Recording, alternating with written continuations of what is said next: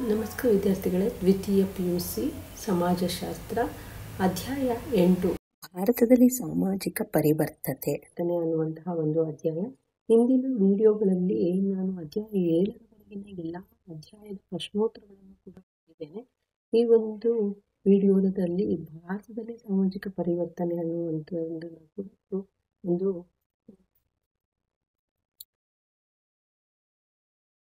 ಪರಿವರ್ತತೆ ಅನ್ನುವಂತಹ ಒಂದು ಅಧ್ಯಾಯಕ್ಕೆ ಸಂಬಂಧಿಸಿದಂತೆ ಈ ಒಂದು ವಿಡಿಯೋದಲ್ಲಿ ಪ್ರಶ್ನೋತ್ತರಗಳನ್ನು ನೋಡ್ತಾ ಹೋಗೋಣ.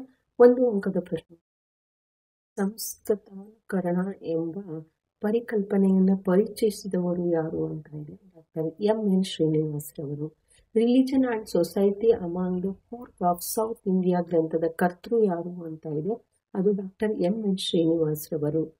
ಮಾಡರ್ನೈಸೇಷನ್ ಆಫ್ ಇಂಡಿಯಾ ಟ್ರೆಡಿಷನ್ ಗ್ರಂಥದ ಕರ್ತೃ ಯಾರು ಅಂದರೆ ಪ್ರೊಫೆಸರ್ ಯೋಗೇಂದ್ರ ಸಿಂಗ್ ರವರು. ಪಾಶ್ಚಿಮಾತ್ಯೀಕರಣ ಪರಿಕಲ್ಪನೆಯನ್ನು ಪರಿಚಯಿಸಿದವರು ಯಾರು ಅಂದರೆ ಡಾಕ್ಟರ್ M.N. ಶ್ರೀನಿವಾಸ್ ರವರು. ಆಧುನೀಕರಣ ಎಂಬ ಪರಿಕಲ್ಪನೆಯನ್ನು ಪರಿಚಯಿಸಿದವರು ಯಾರು ಅಂದರೆ ಡೇನಿಯಲ್ ಲೆರ್ನರ್ ಅವರು. ಜಾಗತೀಕರಣ ಎಂಬ ಪರಿಕಲ್ಪನೆಯನ್ನು ಪರಿಚಯಿಸಿದವರು ಯಾರು ಅಂದರೆ ಥಿಯೋಡಾರ್ ಲೆವಿಡ್ ರವರು. ಆಂಥೋನಿ ಗಿಡ್ಡಸ್ ರವರು ಬರೆದ ಗ್ರಂಥ ಯಾವುದು ಅಂದರೆ ಸೋಷಿಯಾಲಜಿ. ಬಹುರಾಷ್ಟ್ರೀಯ ಕಂಪನಿಗಳು ಎಂದರೇನು ಅಂದರೆ ಜಾಗತಿಕ ಮಹತ್ವವನ್ನು ಪಡೆದುಕೊಂಡು 2 ಅಥವಾ ಹೆಚ್ಚು ದೇಶಗಳಿಗೆ ಸರಕು ಮತ್ತು ಸೇವೆಗಳನ್ನು ಮಾಡುವ ಕಂಪನಿಗಳಿಗೆ ಬಹುರಾಷ್ಟ್ರೀಯ ಕಂಪನಿಗಳು ಅಂತ ಹೇಳ್ಬಿಟ್ಟು ಕರೀತಾರೆ. ವಿದ್ಯುನ್ಮಾನ ಆರ್ಥಿಕತೆ ಎಂದರೇನು ಅಂತ ಇದೆ.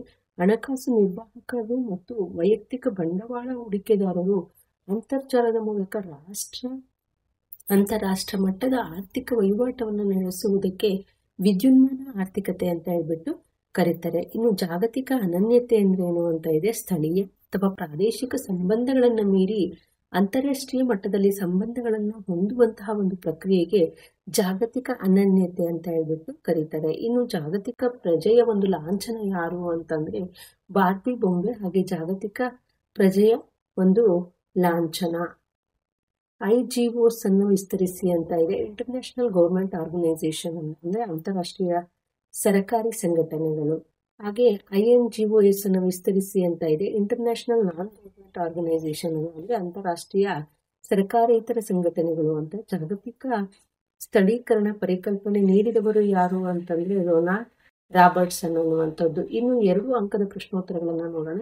ಸಂಸ್ಕೃತಾನುಕರಣವನ್ನು ವ್ಯಾಖ್ಯಾನಿಸಿ ಅಂತ ಕೇಳಿದರೆ M.N. ಶ್ರೀನಿವಾಸ್ ಅವರ ಪ್ರಕಾರ ಕೆಳಸ್ತರದ ಹಿಂದೂ ಜಾತಿ ಅಥವಾ ಬುಡಕಟ್ಟು ಅಥವಾ ಇತರೆ ಸಮೂಹವು ತನ್ನ ಪದ್ಧತಿ, ಸಂಸ್ಕಾರ, ಭಾವನೆ ಮತ್ತು ಜೀವನ ವಿಧಾನವನ್ನ ಉನ್ನತ ಜಾತಿಯ ಅಥವಾ ದ್ವಿಜರ ರೀತಿ ನೀತಿಗಳಿಗೆ ಅನುಸಾರವಾಗಿ ಮಾರ್ಪಡಿಸಿಕೊಳ್ಳುವಂತಹ ಒಂದು ಪ್ರಕ್ರಿಯೆ ಸಂಸ್ಕೃತಾನುಕರಣ. ಪಾಶ್ಚಿಮಾತ್ಯೀಕರಣವನ್ನು ವ್ಯಾಖ್ಯಾನಿಸಿ ಅಂತ ಕೇಳಿದರೆ ಡಾಕ್ಟರ್ M.N. ಶ್ರೀನಿವಾಸ್ ಅವರ ಪ್ರಕಾರ ಪಾಶ್ಚಿಮಾತ್ಯೀಕರಣವು ಸುಮಾರು 150 ವರ್ಷಗಳ ಬ್ರಿಟಿಷ್ ಆಳ್ವಿಕೆಯ ಪ್ರಭಾವದಿಂದ ಭಾರತದ ಸಾಮಾಜಿಕ ಸಂರಚನೆಯಲ್ಲಿ ಸಂಭವಿಸಿರುವಂತಹ ಪರಿವರ್ತನೆಗಳನ್ನು ಸೂಚಿಸುತ್ತದೆ ಮತ್ತು ಈ ಪರಿವರ್ತನೆಗಳು ತಂತ್ರಜ್ಞಾನ, ಸಾಮಾಜಿಕ ಸಂಸ್ಕರಣೆ ಮತ್ತು ಸಾಮಾಜಿಕ ಮೌಲ್ಯಗಳಂತಹ ಪ್ರಮುಖ ಕ್ಷೇತ್ರಗಳಲ್ಲಿ ಕಂಡುಬಂದಿದೆ. ಆಧುನೀಕರಣವನ್ನು ವ್ಯಾಖ್ಯಾನಿಸಿ ಅಂತ ಕೇಳಿದರೆ ಡೇನಿಯಲ್ ಲೆರ್ನರ್ ಪ್ರಕಾರ ಆಧುನೀಕರಣವು ಸಾಮಾಜಿಕ ಪರಿವರ್ತನೆಯ ಪ್ರಕ್ರಿಯೆಯಾಗಿದ್ದು ಕಡಿಮೆ ಅಭಿವೃದ್ಧಿ ಹೊಂದಿದಂತಹ ದೇಶಗಳು ಹೆಚ್ಚು ಅಭಿವೃದ್ಧಿ ಹೊಂದಿದ ದೇಶಗಳ ಸಾಮಾನ್ಯ ಗುಣಲಕ್ಷಣಗಳನ್ನು ಸ್ವೀಕರಿಸಿಕೊಳ್ಳುವಂತಹ ಒಂದು ಪ್ರವೃತ್ತಿಯಾಗಿವೆ. ಸಾಮಾಜಿಕರಣವನ್ನು ವ್ಯಾಖ್ಯಾನಿಸಿ ಅಂತ ಇದೆ. ಜಾಗತೀಕರಣವು ಆರ್ಥಿಕ ವ್ಯವಹಾರ ವಹಿವಾಟಿನ ಮೂಲಕ ಜಗತ್ತಿನ ಸಮಾಜಗಳ ರಾಜಕೀಯ, ಸಾಮಾಜಿಕ, ಆರ್ಥಿಕ ಮತ್ತು ಸಾಂಸ್ಕೃತಿಕ ಮತ್ತು ಇನ್ನಿತರಗಳನ್ನು ಒಂದುಗೂಡಿಸುವ ಒಂದು ಪ್ರಕ್ರಿಯೆಯಾಗಿದೆ. ಜಗತ್ತಿನ ಸಮಾಜಗಳ ಪರಸ್ಪರ ಅವಲಂಬನೆಯನ್ನು ಸೂಚಿಸುತ್ತದೆ. ಪಾಶ್ಚಿಮಾತ್ಯೀಕರಣದ ಯಾವುದಾದರೂ 2 ಕ್ಷೇತ್ರಗಳನ್ನು ಹೆಸರಿಸಿ ಅಂತ ಕೇಳಿದರೆ ತಂತ್ರಜ್ಞಾನ, ಸಾಮಾಜಿಕ ಸಂಸ್ಥೆಗಳು, ಮೌಲ್ಯಗಳು. ಆಧುನೀಕರಣಕ್ಕೆ ಕಾರಣವಾದ 2 ಅಂಶಗಳನ್ನು ತಿಳಿಸಿ ಅಂತ ಕೇಳಿದರೆ ಶಿಕ್ಷಣ, ಸಂವಹನ, ರಾಷ್ಟ್ರೀಯತೆಯ ಆಧಾರದ ಆದರ್ಶಗಳು. ಜಾಗತೀಕರಣಕ್ಕೆ ಸಹಾಯವಾದ 2 ಅಂಶಗಳನ್ನು ತಿಳಿಸಿ ಅಂತ ಕೇಳಿದರೆ ಮಾಹಿತಿ ಮತ್ತು ಸಂವಹನ ತಂತ್ರಜ್ಞಾನ ಪ್ರಗತಿ, ಮಾಹಿತಿಗಳ ನಿರಂತರ ಹರಿವು, ಬಹುರಾಷ್ಟ್ರೀಯ ಕಂಪನಿಗಳ ವಿದ್ಯುನ್ಮಾನ ಆರ್ಥಿಕತೆ. ಯಾವುದಾದರೂ 2 ಬಹುರಾಷ್ಟ್ರೀಯ ಕಂಪನಿಗಳನ್ನು ಹೆಸರಿಸಿ ಅಂತ ಕೇಳಿದರೆ ಪೆಪ್ಸಿ, ಕೋಕೋ ಕೋಲಾ, ಕೋಲ್ಗೇಟ್. ಹಾಗೆ ಜಾಗತಿಕ ದೃಷ್ಟಿಕೋನದ 2 ಅಂಶಗಳನ್ನ ತಿಳಿಸಿ ಅಂತ ಇದೆ. ಜಾಗತೀಯ ಸಮುದಾಯದ ಹಾಗೆ ಜಾಗತಿಕ ಅನನ್ಯತೆ, ಆಂತರಿಕ ಮತ್ತು ಬಾಹ್ಯ ಮೂಲದ ಪರಿವರ್ತನೆಗಳನ್ನು ತಿಳಿಸಿ ಅಂತ ಕೇಳಿದರೆ ಆಂತರಿಕ ಮೂಲಕ ಸಂಸ್ಕೃತೀಕರಣ, ಬಾಹ್ಯ ಮೂಲ ಪಾಶ್ಚಾತ್ಯೀಕರಣ, ಆಧುನೀಕರಣ, ಜಾಗತೀಕರಣ. ಹಾಗೆ ಯಾವುದಾದರೂ 2 ಅಂತಾರಾಷ್ಟ್ರೀಯ ಸರ್ಕಾರಿ ಸಂಘಟನೆಗಳನ್ನ ಅಂದ್ರೆ IGOS ಅನ್ನ ಹೆಸರಿಸಿ ಅಂತ ಕೇಳಿದರೆ ಅದು ಅಂತಾರಾಷ್ಟ್ರೀಯ ದೂರತಂತಿ ಸಂಘ, ಯುರೋಪಿನ ಒಕ್ಕೂಟ, ಸಾರ್ಕ್ ಮತ್ತು ಬ್ರಿಕ್ಸ್. ಯಾವುದಾದ್ರೂ ಒಂದು ಅಂತಾರಾಷ್ಟ್ರೀಯ ಸರ್ಕಾರೇತರ ಸಂಘಟನೆಗಳನ್ನ ಹೆಸರಿಸಿ ಅಂತ ಕೇಳಿದರೆ ರೆಡ್ ಕ್ರಾಸ್, ಗ್ರೀನ್ ಪೀಸ್ ಮತ್ತೆ ಅಮ್ನೆಸ್ಟಿ. ಹಾಗೆ 5 ಅಂಕದ ಪ್ರಶ್ನೋತ್ತರಗಳನ್ನು ನೋಡೋಣ. ಬಾರ್ಬಿ ಗೊಂಬೆ ಒಂದು ಜಾಗತಿಕ ಪ್ರಜೆ ಪರಿಗಣಿಸಿ ಅಂತ. ಬಾರ್ಬಿ ಗೊಂಬೆಯ ತಯಾರಿಕೆ ಮತ್ತು ಮಾರಾಟವು ಜಾಗತಿಕ ವಹಿವಾಟಿನ ಒಂದು ಪ್ರಕಾರವಾಗಿ ವಿಶ್ವದ ಅರ್ಥವ್ಯವಸ್ಥೆಯನ್ನ ಒಪ್ಪಿಗೆ ಸೇರಿಸುವ ವ್ಯವಸ್ಥೆಯಾಗಿದೆ. ಬಾರ್ಬಿ ಎಂಬುದು ಒಂದು ಶೈಲಿಯ ಗೊಂಬೆ. ಇದನ್ನು ಅಮೆರಿಕದ ಮೆಟಲ್ ಮಾರ್ಟ್ ಎಂಬ ಗೊಂಬೆ ತಯಾರಿಕಾ ಕಂಪನಿ ತಯಾರಿಸಿದ ಮಾರುಕಟ್ಟೆಗೆ 1959ರಲ್ಲಿ ಇದನ್ನು ಬಿಡುಗಡೆ ಮಾಡಿತು.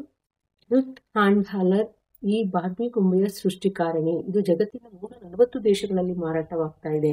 ಜಾಗತಿಕ ಪ್ರಜೆಯ ಒಂದು ಲಾಂಛನವಾಗಿದೆ. ಜಪಾನಿನಲ್ಲಿ 2ನೇ ಮಹಾಯುದ್ಧದ ನಂತರ ಪ್ರಭಾವಿಸಿದಂತಹ ಅನಾಹುತಗಳಿಂದ ಚೇತರಿಸಿಕೊಳ್ಳುವ ಸಂದರ್ಭದಲ್ಲಿ ಈ ಉತ್ಪಾದನೆ ಆರಂಭವಾಯಿತು. ಪ್ರತಿ 2 ನಿಮಿಷಕ್ಕೊಂದು ಗೊಂಬೆ ಮಾರಾಟವಾಗುತ್ತದೆ.